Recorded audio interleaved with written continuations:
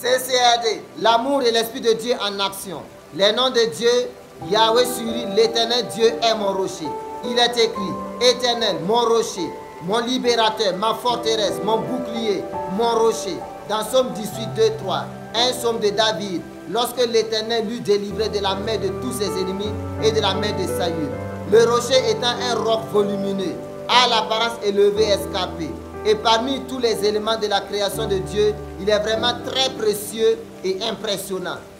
Et étant un lieu d'asile, avec des fondements inébranlables et une dureté sans faille, le rocher révèle ainsi des vérités sur l'Église, le corps de Christ.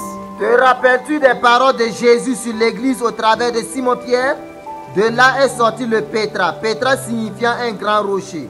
Et on apprend que c'est sur ce Pétra, le grand rocher, que l'Église sera bâtie et que l'enfer ne prévaudra, ne prédominera, ne pourra guère détruire. Alors l'Église qui a pour fondement le rocher, elle ne peut en aucun cas être cassée, brisée, renversée, détruite parce que le Seigneur en est le fondement. Oui, le Seigneur Jésus est appelé le rocher des âges.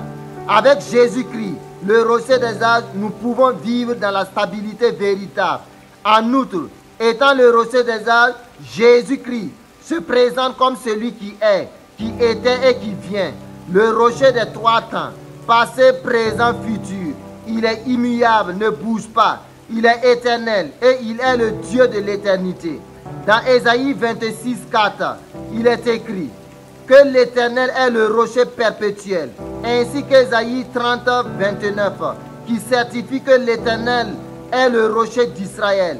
Et 1 Corinthiens 10, 4 parle de boisson spirituelle, de rocher spirituel. Et ce rocher, c'est Christ, lui second. Quand David était face à son propre sort et que sa vie ne tenait que sur du ficelle, aussi à un moment où même ses propres hommes, ses soldats plongés dans la déception et dans la détresse étaient prêts à le lapider, prêts à en découdre avec lui. La Bible dit que David s'appuya non sur du sable, non sur une petite pierre, non sur une branche, non sur une force humaine, non sur des forces et puissances démoniaques, mais sur Yahweh, sur l'Éternel Dieu, le grand rocher, incomparable et inébranlable, un soutien indéfectible. Par ailleurs, Job, avant de dire que mon Rédempteur est vivant et il parlera où se lèvera le dernier, a d'abord souhaité que ses paroles soient gravées dans le roc. Dans Job 19, 23 à 25, lui second. Veux-tu que ta vie, ta mission, tes œuvres tiennent? Il faut bâtir, construire non sur de la poussière, non sur du sable des puissants démoniaques, sataniques, mais sur le rocher des âges. Là, quand le temps de la tentation, des confusions, des perturbations, des rudes combats et même face à l'extermination, à la montée du prince de ce monde, le prince de la puissance de l'air, tu resteras ferme, inébranlable, imperturbable, et la sanctification se trouvera en toi, et le Fils de l'homme trouvera sûrement la foi en toi. En effet, 1 Samuel 2, 2, Psaume 62, 3, Psaume 71, 3, Apocalypse 6, 15 à 16, Ésaïe 2, 19, lui second, parle du rocher, de ces cavernes qui sont des refuges, des forteresses, un soutien sans faille. Et sais-tu que ton salut vient également du rocher? Abandonnez les villes et demeurez dans les rochers. Installez-vous.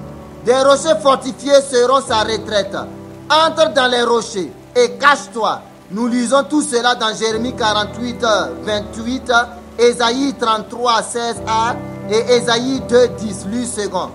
Alléluia! Il y a même de grandes provisions par le rocher. Que cela soit poétique, spirituel. Il y a aussi la réalité de cette provision dans la vie de tous ceux qui s'appuient sur Yahweh, sur l'Éternel Dieu, le rocher. Dans Deutéronome 32, 13 et Job 29, 6, lui second, il est dit que l'huile et le miel couleront du rocher le plus dur. Par ailleurs, dans Psaume 114, 8, Psaume 105, 41, Exode 17, 6 et Psaume 78, 16, il est question du rocher ou de l'eau, des sources d'eau et même des fleuves d'eau dans les lieux arides qui seront assurés.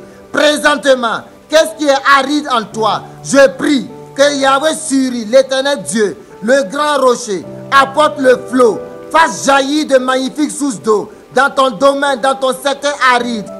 En ce moment même que Yeshua Amashia, Jésus, le rocher des âges, brise, neutralise et domine sur toute forteresse, opposition, malédiction, oppression dans ta vie. Et par ta confiance, ton allégeance et ton alliance au rocher de tous les temps, tu es et tu demeures inébranlable, inarrêtable, imbattable dans tous les combats de la vie et surtout devant les puissances du mal. Alors, c'est vraiment le temps pour toi et pour le corps de Christ de se lever pour enfin briller et dominer.